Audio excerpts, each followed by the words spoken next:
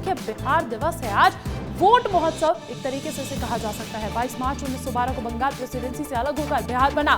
साल 2010 में बिहार दिवस मनाने का निर्णय लिया गया और तब से लगातार बिहार दिवस मनाया जा रहा है और बिहार आज अपना 113वां स्थापना दिवस मना रहा है। इसी बीच बड़ी खबर यह मिल रही है कि बिहार जीत के लिए बीजेपी की रणनीति सामने आई है। बिहार के बड़े नेता दूसरे राज्यों का दौरा करने वाले और दूसरे राज्यों में रहने वाले बिहार के लोगों से मुलाकात करने वाले हैं। चुनाव के वक्त बिहार आने के लिए बातचीत करेंगे। बिहार दिवस पर राष्ट्रपति, प्रधानमंत्री ने बधाई भी दी है, समृद्ध सांस्कृतिक विरासत की याद दिलाई है। इसी के साथ साथ बिहार के मुख्यमंत्री नीतीश कुमार और केंद्रीय गृह मंत्री अमित शाह ने भी शुभकामनाएं दी हैं। नीतीश ने कहा है कि तैयार कर रहे हैं गौरवशाली भविष्य। प्रधानमंत्री समेत तमाम दिग्गज नेताओं ने आज बिहार दिवस की शुभकामनाएं दी है। लेकिन इसी बीच देखिए, क्योंकि बिहार में चुनाव है तो एक रणनीति के तहत भारतीय जनता पार्टी एक बहुत बड़ा कदम उठाने जा रही है। जीत के लिए बीजेपी की रणनीति मानी जा सकती है। बिहार के बड़े नेता दूसरे राज्यों का दौरा करेंगे, दूसरे राज्यों में रहने वाले बिहार के लोगों से मुलाकात करने वाले हैं। 4 तस्वीरें आपको दिखा देते हैं। बीजेपी का बिहार प्लान, शाह का मिशन प्रवासी, क्योंकि देखिए फोकस कहीं ना कहीं उन बिहार वासियों पर भी करना पड़ेगा जो बिहार में नहीं रहते, अन्य राज्यों में रहते हैं। 113 साल का बिहार हो गया, उसकी शुभकामनाएं लगातार दी जा रही है।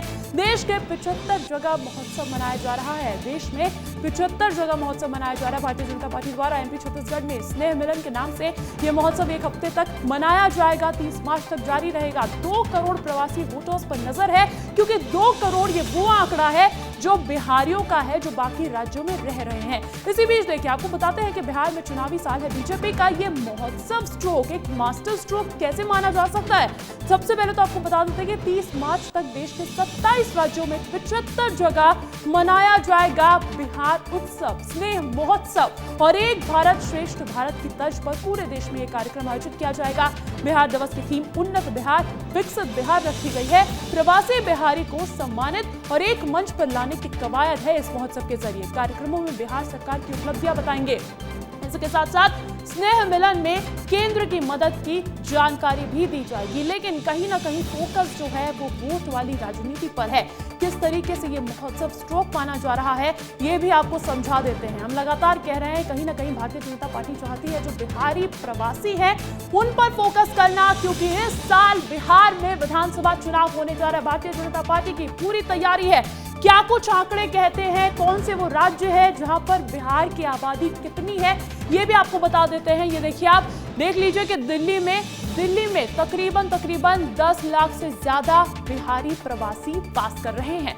महाराष्ट्र में ये आंकड़ा 5 लाख के पार है। बंगाल में 11 लाख के पार है। आप सोचिए, आबादी अच्छी खासी है और कहीं ना कहीं कोशिश ये भी है कि इस आबादी को जाके संपर्क किया जाए और कहीं ना कहीं अपनी तरफ वोट बैंक जो है वो खींचा जाए। झारखंड में 8 लाख से ज्यादा है, उत्तर प्रदेश में 10 लाख से ज्यादा है, पंजाब में 3 लाख, 3.5 लाख के आसपास बिहार प्रवासी हैं। और इसी के साथ साथ हरियाणा में यह आंकड़ा 7 लाख के पार है, गुजरात में 12 लाख के पार है, असम में 5 से 6 लाख बिहारी रहते हैं, ऐसा आंकड़ा बताया जा रहा है। बात करें मध्य प्रदेश छत्तीसगढ़ की तो मध्य प्रदेश में करीब 4 लाख है, छत्तीसगढ़ में करीब 2.5 लाख हैं बिहारी प्रवासी। और ये 2011 की जनगणना के अनुसार आप तक आंकड़े पहुंचाए हैं।